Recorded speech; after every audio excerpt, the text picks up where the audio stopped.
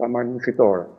Dhe tashmë për Shtetet Bashkuara të Amerikës, sidomos për Trump, është bërë një çështje prestigjie, nuk i kërkojnë për një fitore në ajo, sepse do ishte një sinjal shumë i keq për fuqinë e Shtetet Bashkuara në botë.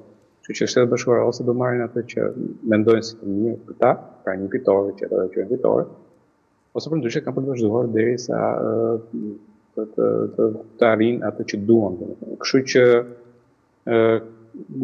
kjo do bën të mendosh që konflikti ka për të vazhduar në atë zonë edhe për një farë kohë, të paktën edhe për 10 vite apo 2 javë të ardhshme, duke qenë limituar në fakt në ajo që quhet World Powers Act, i cili jep drejt presidentit që të kryejë veprime të tilla për 60 ditë. Dhe pas 60 ditëve i jepet ditë edhe 30 ditë të tjera kohë për të kryer mbrapsht mjetet fuqarake, pra praktikisht është rreth 90 ditë. Përndryshe duhet të ketë një vendim të Kongresit për të shpallur luftë. Dhe kjo e bën që të ketë një dritare të limituar, po themi prej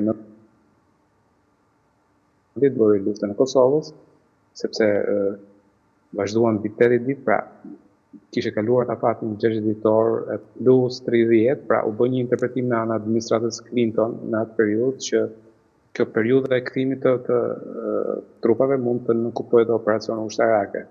Pra një interpretim të tillë siç e bëri Clinton në 99 mund ta bëjë edhe Trump, për ta mbajtur një afat maksimal 90 ditor në atë zonë. Por ky është afati maksimal që mund të qëndrojnë trupat amerikane në atë rajon. Përndryshe duhet të ketë një vendim Kongresit për luftë. Dhe kjo të bën të mendosh që gjithçka mund të zgjidhet brenda ose duhet zgjidhet për Shtetet Bashkuara të Amerikës brenda 90 ditëve, dhe nëse nuk ka shenja në Iranit, atëherë mund të ketë intensifikim të goditjeve dhe njësisht edhe zbarkim të maricave në çështash në ishullin kargat në vende të tjera për të krijuar ato që quhen choke points, pra pika bllokuese për Iranin që do detyrojnë atë që të pranojë kushtet e Shtetit Bashkuar të Amerikës. E qartë. Tafani, a mund të ketë një kundërpërgjigje, po them të ashpër nga Irani tani pas vdekjes së shefit të sigurisë dhe zyrtarit më të lartë të vrarë që nga Khamenei?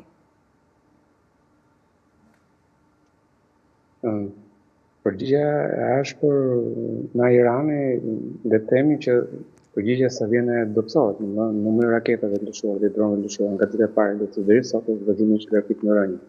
Në kjo ndodh për arsye shumë të thjeshtë.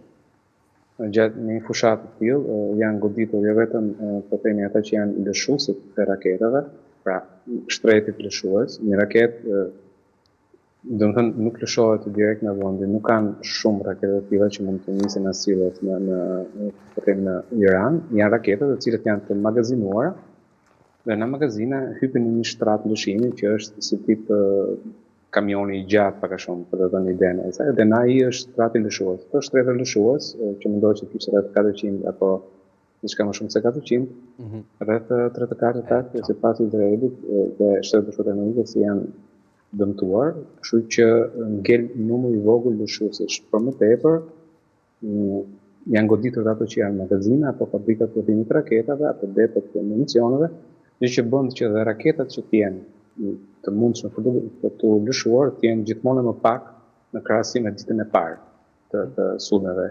Kjo është arsye që sa vinë edhe po themi paksohen numrat e goditjes me raketa apo me dronë nga dita e parë luftimit deri në sot. Pra, nuk mendoj që do ketë një goditje vendimtare, mund të mendohesh ditën e parë kur është goditur Ayatollah Khamenei, i cili është vrarë, që ka qenë dita pas vrasjes së tij ka qenë numri më i madh i raketave të lëshuara, apo rreth 500 raketa në atë ditë. Por pas saj numri i raketave sa ka ardhur te rëndënia, kështu që nuk mendoj që mund të ketë një kundërpërgjigje më të madhe se ajo e ditës parë të luftës. Qartë, do të jemi Tafani këtu për të përcjellur gjitha zhvillimet dhe padyshim për të diskutuar edhe herë të tjera bashkë se ato çfarë ndodhi në lindjen e mesme.